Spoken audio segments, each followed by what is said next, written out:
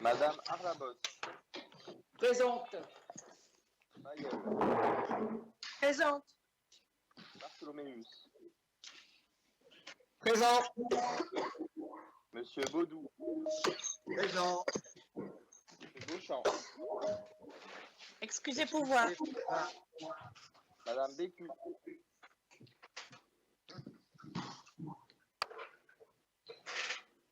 Monsieur Belleval.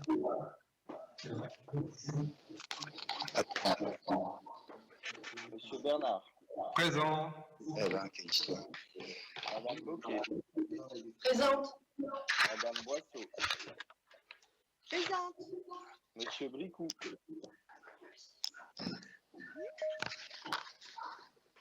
Madame Bridou. Pierre-Michel Bernard, il est connecté ou pas? Monsieur Cadar. 69 connectés. Ah, par contre, je me vois pas. Présent. Monsieur Caromel. Monsieur Catelin. Présent. Monsieur Cosse. Madame Champeau. J'arrive. Madame Choa. C'est passé. Monsieur Christophe.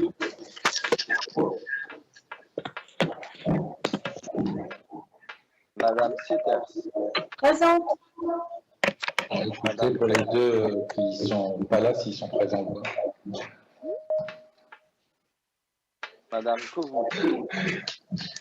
Présente. Je vous entends très mal, il y a beaucoup de micros ouverts. Madame Conseil. Oui, excusez-moi, Frédéric Bricou, présent. Vous entendez? Monsieur Darmanin. Excusez, pouvoir. Madame Decotte.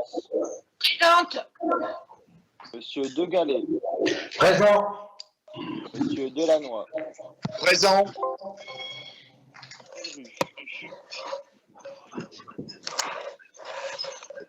Madame Denis.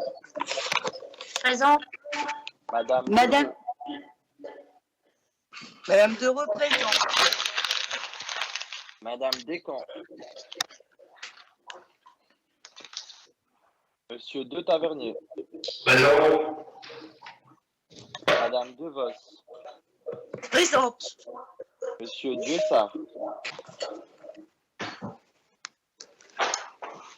Monsieur Dulieu. Oui, présent. Madame Gérard. Madame Fahem. Présente. Madame Fauchille. Présente.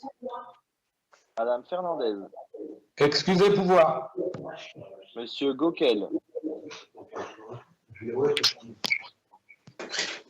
Madame Gréaume. Présente. Monsieur Guizou. Présent. Monsieur Hiro. Présent. Ah, voilà. Monsieur Houssin. Présent. Monsieur Jamelin. Madame Labadin. Monsieur Leblanc.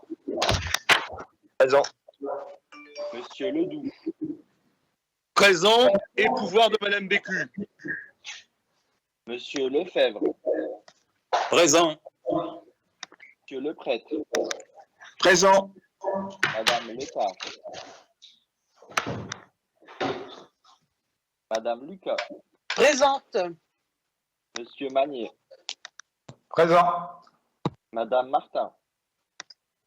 Présente. Madame Masse. Madame Nicolasac. Présente. Monsieur Monet. Madame Parmentier-Lecoq. Présente. Monsieur Perrin. Présent. Monsieur Pic. Monsieur Plouy. Monsieur Poiret.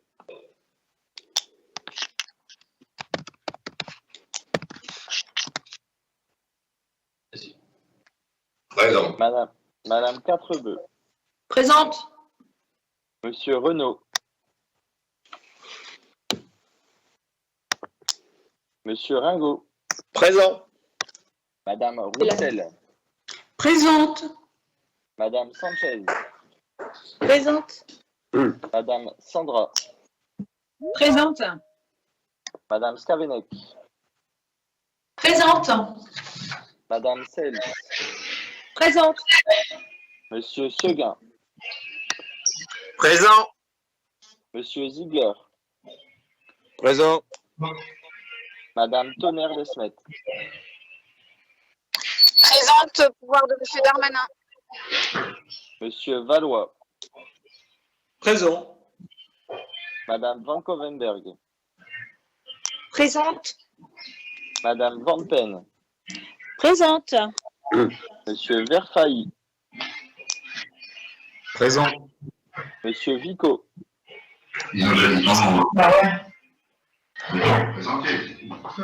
Monsieur Wemel. Présent. Madame Zaviesa Denison. Présente. Madame Zougache. Présente. Terminé, Monsieur le Président. Coche Béatrice présent Descamps, depuis présente. 10h33. Monsieur Renaud présent. Madame Delrue, présente.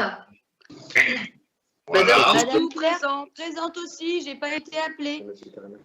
Et Monsieur Caremel présent également. Présent aussi, merci. Frédéric Bricou présent.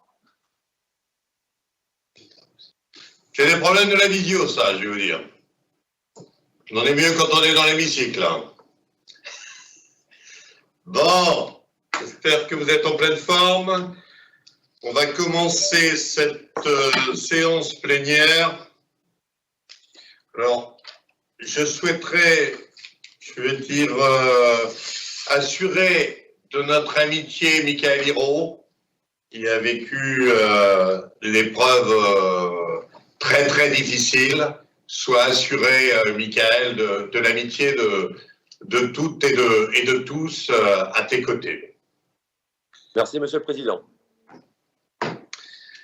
Mes chers collègues, pour débuter cette plénière, je souhaiterais vous faire une communication et après je vous donnerai l'urgence sur 2 délibérations.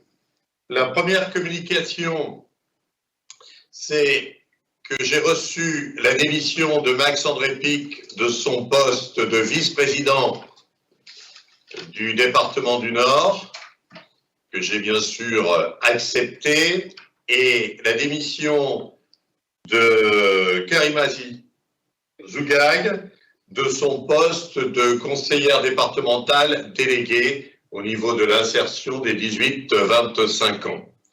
Voilà, donc c'était la communication que je voulais vous faire à ce niveau-là.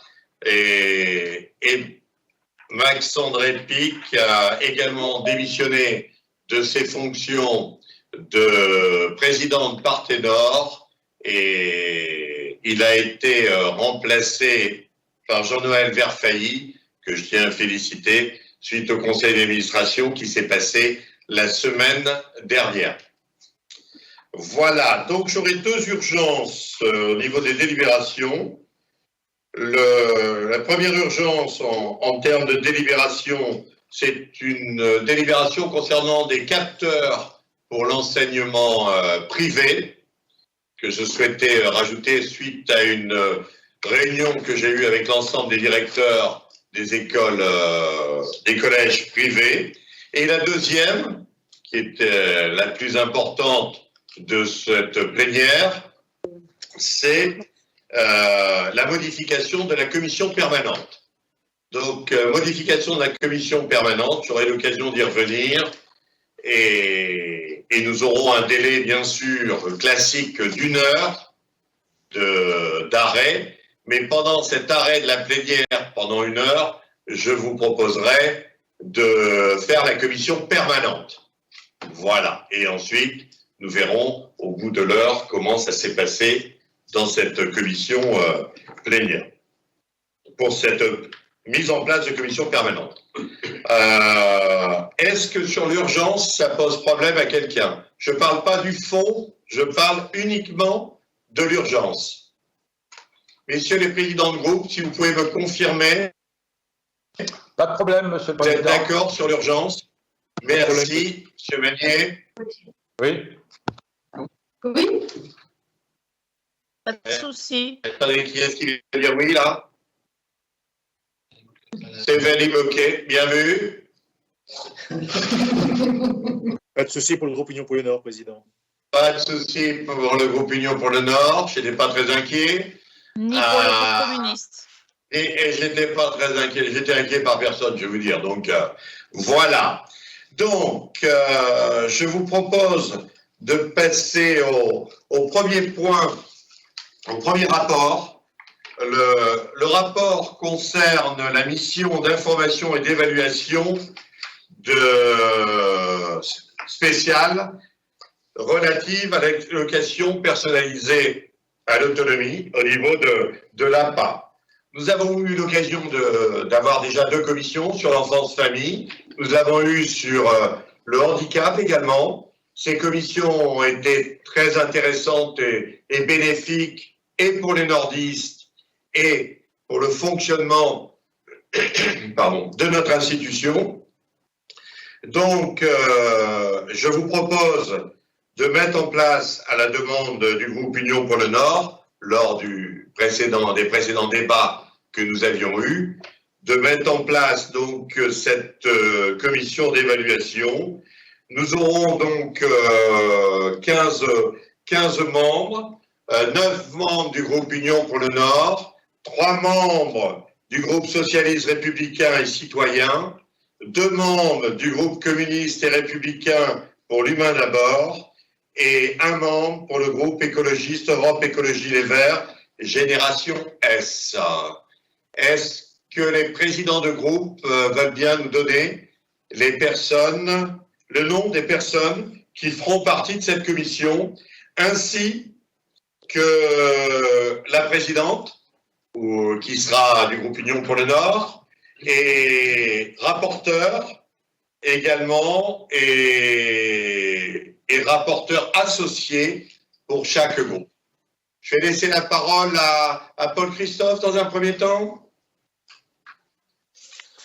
Oui, merci Président. Mes chers collègues, nous vous sollicitons aujourd'hui afin de permettre la création d'une mission d'évaluation sur l'allocation personnalisée à l'autonomie, prestation, vous le savez, à caractère universel accordée aux personnes âgées de 60 ans et plus. Cette démarche se justifie par les enjeux démographiques qui nous attendent. Selon les projections de l'INSEE, la part des personnes âgées de 65 ans ou plus passera de 14,6% de la population générale à 23% en 2050. Le département compterait alors 632 000 seniors, soit 253 000 de plus qu'en 2013. Le vieillissement de la société soulève dès lors la question de la prise en charge de la dépendance dans un contexte de ressources financières contraintes. La loi du 20 juillet 2001, créant l'allocation personnalisée à l'autonomie, APA, a favorisé le développement de services de soins et d'accompagnement à domicile, ainsi que de nouvelles formules intermédiaires. L'offre de prestations a ainsi connu une amélioration significative, tant en quantité qu'en qualité. Cependant, la rapide montée en charge de l'APA, non prévue au moment de sa création, a demandé un effort financier croissant des départements. Le département du Nord fait face ainsi depuis plusieurs années à l'évolution continue de ses dépenses d'APA, s'élevant à 179,4 millions d'euros en 2013. Elles ont atteint 245,7 millions d'euros en 2020, soit une progression de 37%. Cette hausse a encore connu une évolution de 9% entre 2020 et 2021, notamment en raison de la hausse des tarifs horaires des SAD. Face à ces chiffres, il nous paraît donc important de faire un point sur le parcours des usagers, sur les modalités d'attribution de l'allocation, sur l'évaluation qu'en font les bénéficiaires et également sur l'impact sur les finances de notre département. Lors du mandat précédent, 2 missions d'information et d'évaluation, vous l'avez rappelé, Président, concernaient donc la MDPH en 2018 et la politique départementale relative à l'enfance en 2019 ont été menées. J'ai eu d'ailleurs l'honneur de présider celle portant sur la protection de l'enfance. Cette mission doit permettre ainsi de prendre le temps d'écouter les différents acteurs et d'analyser nos pratiques. Les travaux de la mission ainsi que les auditions qui pourront y être menées, permettront dès lors de vérifier si la politique publique de soutien à l'autonomie s'appuie sur une bonne connaissance de la notion de dépendance et des besoins des personnes et de leurs aidants, de mesurer l'information dont disposent ces personnes sur les aides et accompagnements mis en place par le département du Nord et d'analyser la pertinence de leur orientation. Monsieur le Président, je tenais à vous remercier d'avoir accédé à notre demande. J'adresse également mes remerciements à Valérie Létard qui a accepté de prendre la présidence de cette mission. Elle sera accompagnée de Charlotte Parmentier-Lecoq, de Marie Sandra, de Marie Tonnerre, de Loïc Catelin, de Sylvie Delrue, de Martine Arlabos, de Sébastien Seguin, de moi-même et de Béatrice Descamps-Martilly qui a accepté d'être rapporteur associé pour le groupe Union pour le Nord. Merci Paul-Christophe.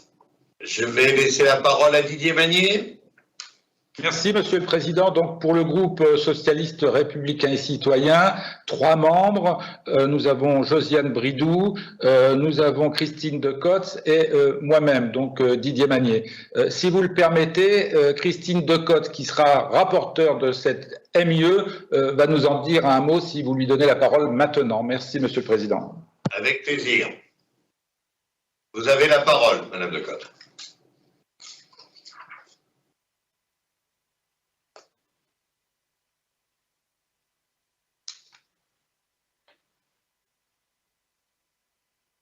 Bon. Voilà le son, Monsieur le Président, ça ira mieux. Monsieur le Président, chers collègues, la crise sanitaire provoquée par le coronavirus et les nombreux décès en EHPAD ont renforcé la conviction d'une nécessaire amélioration de la prise en charge des personnes âgées dépendantes. En France, cette question se pose d'autant plus que l'on estime aujourd'hui que 25% des personnes des générations du baby-boom auront malheureusement à en souffrir. Ainsi, il me paraît très intéressant aujourd'hui pour notre groupe que même si nous pouvons nous féliciter que le montant de référence de l'APA dans notre département soit plus de 22 €, soit supérieur aux 20,45 € du tarif médian pour les autres départements, le grand âge, j'en suis convaincue, est notre avenir. Il faut en prendre soin maintenant. Cette mission spéciale, Monsieur le Président, chers collègues, y contribuera sans aucun doute. Cette mission étudiera, comme Monsieur Paul-Christophe le rappelait tout à l'heure, le parcours de l'usager, les modalités d'attribution, l'évaluation aussi au regard des bénéficiaires et l'impact bien évidemment sur les finances départementales. Pour autant, j'ajouterai que nous serons extrêmement sensibles finalement à comment l'APA parle aux citoyens aujourd'hui. Parce que nous sommes dans des choses, je dirais, montant financier, à modalité d'attribution, etc. Et cette question du grand âge, tel que le rapporte aussi le rapport de concertation grand âge de l'IBO dernièrement, doit aussi nous interroger sur comment nous dialoguons avec le citoyen sur cette question du vieillissement. Je vous remercie, Monsieur le Président. Merci de votre intervention. Je vais laisser la parole à Isabelle Denison. Merci, Monsieur le Président. Monsieur le Président, mes chers collègues, nous prenons acte de la création de la mission d'information et d'évaluation relative à l'allocation personnalisée à l'autonomie. Mais nous sommes d'ores et déjà interpellés, pour ne pas dire dérangés, par les termes du cadrage de la mission. Votre approche insiste sur l'impact financier de l'APA sur le budget départemental. Le poids de cette dépense s'alourdit d'année en année, c'est un fait incontestable. Mais les raisons ne nous sont pas vraiment inconnues et relèvent principalement de 2 ordres. Tout d'abord, le phénomène de gérontocroissance, naturellement pointé, le nombre d'aînés augmente et inévitablement, les besoins d'accompagnement pour maintenir leur autonomie progressent eux aussi. Viennent ensuite les conséquences de l'application de la loi d'adaptation de la société au vieillissement, dite loi ASV, qui prévoit de diminuer le reste à charge dont les usagers doivent s'acquitter. Une mesure de justice sociale que nous défendons sans hésitation. En effet, les personnes du 3e et du 4e âge souffrent elles aussi des inégalités sociales et des différences de moyens financiers, et les différences de moyens financiers se font sentir. C'est le rôle de la puissance publique que de permettre à ceux qui ont de faibles ressources d'être correctement accompagnés à domicile, en établissement ou via des solutions intermédiaires. Vous en conviendrez, nos dépenses APA augmentent en lien direct avec ces deux facteurs. Facteurs sur lesquels, d'ailleurs, le département ne peut pas agir, c'est une évidence. Par conséquent, si problème financier il y a, l'explication se trouve dans la répartition du financement de l'APA et la solution dans la modification de cette clé de répartition. Comme pour les autres allocations individuelles de solidarité, l'État impose aux collectivités locales de financer de plus en plus des allocations de solidarité nationales, tandis que lui participe de moins en moins. Pour nous, le combat à mener porte sur la responsabilité financière de l'État dans le financement de l'APA. Or, à la lecture du cadrage de la mission, nous lisons entre les lignes que, selon vous, il existe d'autres moyens de faire baisser nos dépenses d'APA. Et c'est bien là que nous sommes inquiets. Les termes que vous avez posés et qui encadrent la mission traduisent des intentions austéritaires. C'est en tout cas ce que nous en comprenons. Nous l'avons dit maintes et maintes fois. Nous ne cautionnerons pas le déploiement de plans d'aide d'APA qui sous-estiment les besoins d'accompagnement dans le but de faire des économies. De plus, le cadrage de la mission n'insiste guère sur les points qui nous semblent les plus importants, à savoir comment faciliter et améliorer l'instruction des dossiers APA depuis leur dépôt jusqu'à la réponse apportée à l'usager. Comment garantir à chaque usager un plan d'aide suffisant en termes de volume pour couvrir réellement ses besoins quotidiens. Comment assurer à chaque usager que les dispositions de son plan d'aide répondent le mieux possible à sa situation individuelle. Au risque de nous répéter, nous insistons encore une fois sur un point essentiel. Les équipes en charge d'évaluer les situations pour déterminer le volume des plans d'aide ne doivent pas subir de pression pour réduire les coûts.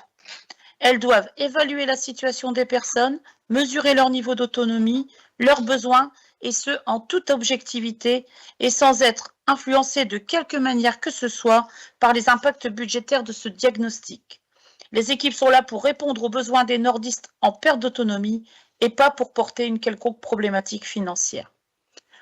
En ce qui concerne le groupe communiste, la désignation des deux commissaires ce seront Isabelle Chauhin et Michel Gréaume. Et Isabelle Chauhin sera également rapporteure associée. Je vous remercie, Monsieur le Président. Merci. Je m'exprimerai après sur le global de vos interventions. Merci Isabelle Denison. Je vais laisser la parole à Stéphanie Bocquet. Oui, Monsieur le Président, chers collègues, je passe la parole à Céline Scavenet qui représentera le groupe et qui sera donc rapporteure associée. Bien, Monsieur le Président, chers collègues, le groupe écologiste salue l'initiative de création de cette mission spéciale d'information et d'évaluation relative à l'allocation personnalisée à l'autonomie. L'impact de la croissance de l'APA sur les finances du conseil départemental est effectivement une question fondamentale. Mais pour nous, cette mission d'information et d'évaluation doit aussi être l'occasion d'analyser également le niveau de non-recours à l'APA. Je rejoins également l'intervention précédente de Madame Denisou sur ce sujet. Nous souhaitons également qu'on puisse analyser la cohérence de l'APA avec l'ensemble des politiques du département sur l'autonomie, les relais autonomie, les services d'aide à domicile, les accueils de jour et solutions de répit pour les aidants, et également la question de l'équilibre économique des EHPAD qui accueillent les publics les plus défavorisés. Nous souhaitons aussi qu'on puisse explorer des expérimentations innovantes sur l'autonomie, comme les questions d'habitat partagé, par exemple. C'est pour toutes ces raisons que j'aurai le plaisir, au nom du groupe écologiste, de contribuer à nos travaux en tant que rapporteur associé. Je vous remercie. Merci à vous. Bon, j'ai bien entendu vos interventions. Je pense qu'il ne faut pas tirer des conclusions et faire la mission avant la mission. Je pense qu'il faut laisser faire la mission. Vous allez pouvoir y travailler. Et de là sortira les grandes orientations. Voilà, je pense que, je veux dire, on n'est pas dans le côté financier plus que dans le côté humain. On est dans tous les côtés. On est grand, la porte est grande ouverte là. Maintenant, on se met autour de la table et on dit comment on fait pour que les personnes vieillissantes, le département soit à leur côté dans les meilleures conditions. On l'a démontré également avec l'avenant 43 et les décisions que nous avons pu prendre ensemble. Donc voilà, moi je pense qu'il ne faut pas tirer de plan sur la comète avant d'avoir fait cette évaluation. Et je suis très, très content que Valérie Létard puisse présider cette commission, cette mission spéciale d'information et d'évaluation avec l'ensemble des personnes qui souhaitent s'associer et s'investir dans cette mission. Voilà, je pense que chacun a ressenti aujourd'hui, vous arrivez avec les points que vous souhaitez soulever dans cette mission, ça pose aucun souci. Moi, j'ai vécu celle du handicap et on en est sorti avec quelque chose de bénéfique dans l'intérêt des nordistes. Donc voilà, moi, c'est ce que je voulais vous dire et ça se passera très bien. Je vais dire, on a tous la même volonté, c'est de travailler dans l'intérêt des nordistes. Voilà, donc tout le monde est d'accord sur cette commission. Au niveau des présidents de groupe, je vois l'Union pour le Nord, ok. Isabelle de Dizon, ok. Pas de souci. D'accord. Ok, et je viens de voir les deux bras s'élever de Stéphanie Bocquet, donc tout va bien. On est sauvés. Voilà. Donc cette délibération est validée par l'ensemble des groupes et je vous remercie. Et maintenant, le calendrier vous sera donné par la présidente de cette mission. Ensuite, le deuxième rapport, c'est la remise de mesureurs enregistreurs de la qualité de l'air intérieur aux 80 collèges privés sous contrat et à l'école européenne Lille Métropole. Alors pourquoi? Simplement, j'ai eu l'occasion de rencontrer l'ensemble des directeurs de ces établissements avec Marie Sitter. Nous avons échangé et nous avons pu s'apercevoir dans nos discussions que ces établissements n'étaient pas équipés de capteurs CO2, alors que nous l'avons fait dans le public. Mais la réunion dans le public était aussi très intéressante, je tiens à le souligner, et la réunion dans le privé également. Ça n'avait plus lieu depuis des années avec le public, et ça a été très constructif, on aura l'occasion de le faire tous les ans. Dans le privé, ça n'a jamais eu lieu, et c'était aussi enrichissant, et je souhaite tous les ans réunir les directeurs. Donc, ces capteurs, en ce qui concerne le public, nous avions délibéré. Je peux vous dire que chaque collège a un capteur installé surtout au niveau, bien sûr, des demi-pensions.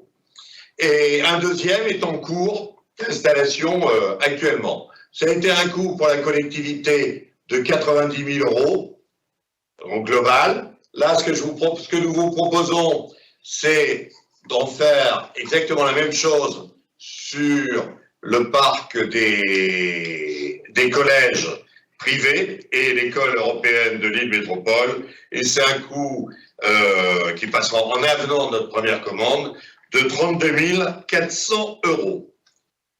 Voilà, mes chers collègues, est-ce que quelqu'un souhaite prendre la parole concernant cette délibération? Non, je peux considérer qu'elle est adoptée. Je me tourne vers les présidents de groupe, pas de souci. Tout le monde inquiète. Je vous remercie beaucoup. Monsieur le Président, s'il vous plaît. Oui. Nous ne faisons pas partie. Nous ne faisons pas oui, partie. Excusez-moi. Mais nous votons bien sûr la délibération. Et je vous prie d'accepter toutes mes excuses. Et également Barbara Bayeul, si elle est...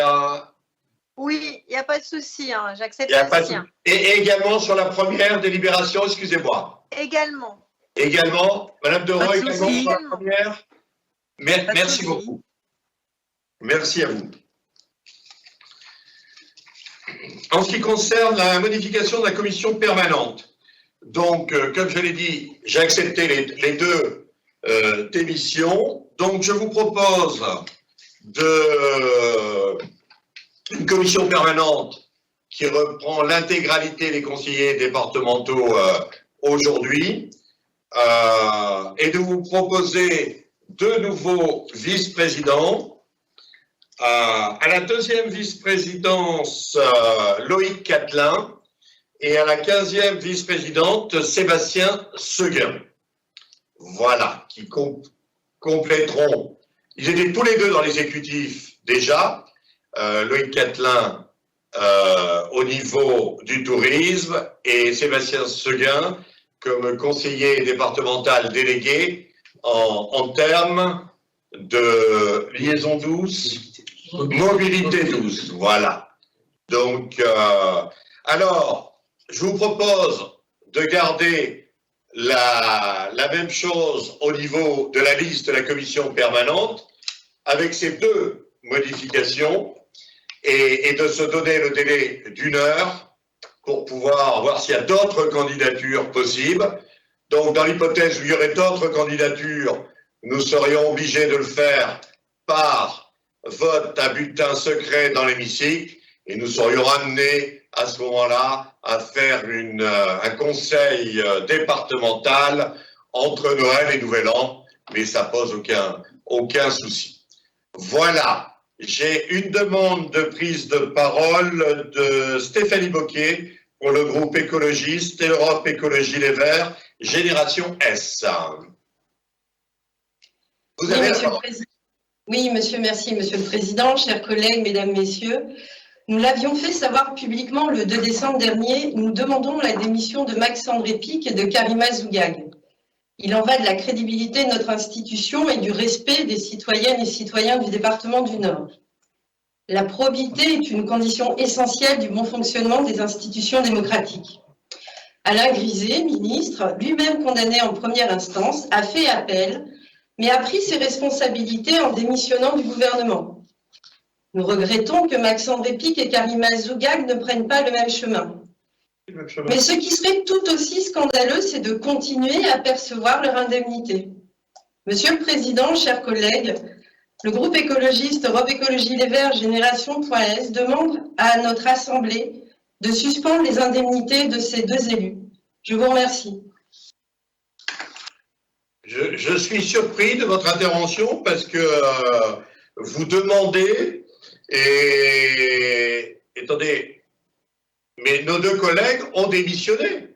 C'est eux qui ont démissionné. Je veux dire que un ministre le fasse dans l'après-midi, c'était sa vision des choses. Moi, j'avais besoin de faire un conseil départemental et donc les démissions, je ne les ai pas d'aujourd'hui. Je les ai en main depuis plusieurs jours. Et c'est bien pour ça. Je veux dire, moi, je trouve que c'est exactement la même chose et c'est à leur demande. Voilà, ça je voulais que ce soit bien clair à ce niveau-là. Ils ont pris leurs responsabilités et ils assument leurs responsabilités. Ils vont en appel, c'est ce qu'ils ont souhaité. Voilà. Alors en ce qui concerne les indemnités, attendez, il y a des règles, Madame Bocquet, dans ce pays. Dans ce pays, il y a des règles. Et Max-André Pic et Karima Zougag vont rester conseillers départementaux jusqu'à l'appel qui définira s'ils sont inéligibles ou pas demain. Donc, ne jugeons pas à la place des juges. Aujourd'hui, ils restent conseillers départementaux, ils touchent leur indemnité. Dans ce pays, il y a des règles, je le répète, et le président du département assumera et respectera les règles de l'État. Voilà. Est-ce qu'il y a d'autres remarques? Non? Eh bien, je vous remercie beaucoup. Je vous propose donc de suspendre pendant 1 heure nos débats de plénière. Nous allons donc, la plénière étant retransmise également au niveau de la presse, s'arrêter. Et nous allons pouvoir travailler en commission permanente et nous reprendrons la communication de la plénière Dans 1 heure, nous aurons terminé la permanente. Donc, il est 11h04.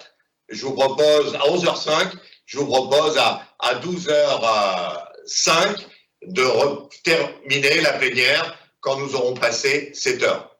Voilà. Mes chers collègues, je clôt la séance plénière. Je vous propose de passer maintenant à la commission permanente et on va finaliser la plénière, si vous voulez bien. Nous n'avons pas reçu de candidature dans l'heure qui s'est écoulée. On est presque à 2 heures même. Donc, la commission permanente intègre la totalité des conseillers départementaux et dans l'ordre des vice-présidents et des conseillers délégués. En première vice-présidente, Doriane Bécu, retour à l'emploi et l'insertion. Deuxième vice-président, Loïc Catelin, finance, affaires générales. Troisième vice-présidence, Jean-Luc de Tavernier, ressources humaines. Quatrième vice-présidence, Patrick Valois, ruralité et environnement. Cinquième vice-présidence, Nicolas Ziegler, aménagement du territoire et Canal Seine-Nord-Aura. Sixième vice-présidence, Marie Tonnerre, enfance, famille, jeunesse. Septième vice-présidente, Sylvie Claire, handicap. Huitième vice-présidente, Frédéric Sels, autonomie des seniors. Neuvième vice-président, Valentin Belval, voirie, infrastructure. Dixième vice-président, Jean-Noël Verfailly, logement, renouvellement urbain, politique de la ville. Onzième vice-présidente, Martine Arlaboz, culture, communication institutionnelle. Douzième vice-présidente, Marie Citer, éducation, collège. 13e vice-présidente, Barbara Kovout, santé, prévention. 14e vice-président, Michael Hirault, renouvellement des territoires. 15e vice-président, Sébastien Seguin, tourisme et mobilité douce. Conseiller délégué, François-Xavier Cadard, au sport. Conseiller délégué, Sylvie Labadins, relations internationales. Conseiller délégué, Nicolas Leblanc, au patrimoine. Et conseiller délégué, Anne-Sophie Boisseau, lutte contre les violences intrafamiliales. Voilà, mes chers collègues, la délibération qui vient d'être entérinée compte tenu de l'heure qui vient de se passer. Monsieur le Voilà. Président. Oui. Alors, oui, par rapport au vote concernant cette délibération sur la composition de la commission. Théoriquement, Isabelle, désolé, mais il n'y a pas de vote sur la... C'est pas un vote sur Non. sur les VP non plus, la désignation non. des VP? Non. Sur les deux, je veux dire, c'est le fait qu'on a attendu l'heure, il y a approbation. Il y a approbation de la liste. D'accord. Et de l'intégralité des conseillers départementaux dans la commission permanente. C'est ça, parce qu'il me semblait que l'intégration des conseillers départementaux, mais pour la désignation des VP, on n'avait pas pris part au vote. Donc, c'est pour ça que je voulais confirmation. Mais On était sur un vote dans l'hémicycle. D'accord. À bulletin secret. D'accord. On est sans vote, au final. Mais il y avait une seule candidature. D'accord. OK. Mais on se dit bien qu'on est dans la même... on prend acte. Hein. Voilà. Je suis complètement d'accord. OK. Voilà, mes chers collègues. Oui, Madame Bocquet, je t'en prie. Oui, Monsieur le Président. Donc, on prend acte en regrettant que la délégation des 18-25 ans devienne orpheline. Mais non, elle n'est pas orpheline. Je vous ai dit simplement que j'avais besoin de me poser. Tout à l'heure, j'étais avec le groupe Union pour le Nord et c'est une question d'heure. Voilà, c'est une question d'heure. Le président de l'Union pour le Nord est en train de voir ça et de mon côté également. Voilà, non, il n'y a personne d'orphelin. D'autres remarques? Eh bien, mes chers collègues, je vais surtout vous souhaiter de passer de bonnes fêtes de fin d'année, Passez un très bon Noël. Faites attention, vous le savez bien, dans la situation dans laquelle nous vivons, c'est pas facile. Prenez soin de vous et revenez en pleine forme pour 2022, parce que bon, il n'y aura pas de vœux avec monsieur le préfet. Je ne ferai pas de vœux non plus dans les arrondissements. C'est compte tenu de la situation sanitaire, et le président du département n'ira à aucune cérémonie de vœux dans le département du Nord. Je pense que tout le monde se doit d'être raisonnable, et c'est aussi au président du département du Nord de prendre ses responsabilités à ce niveau-là. Donc prenez bien soin de vous, passez des très bonnes fêtes, et 2022 va être une superbe année, et nous allons travailler ensemble pour les nordistes. Allez, bon appétit à toutes et à tous, et merci beaucoup. Merci, au revoir. Au revoir. Au revoir. Bonne fin d'année. Au revoir, merci. Merci. Au revoir, merci. Au revoir. Au revoir, Au revoir, merci. merci.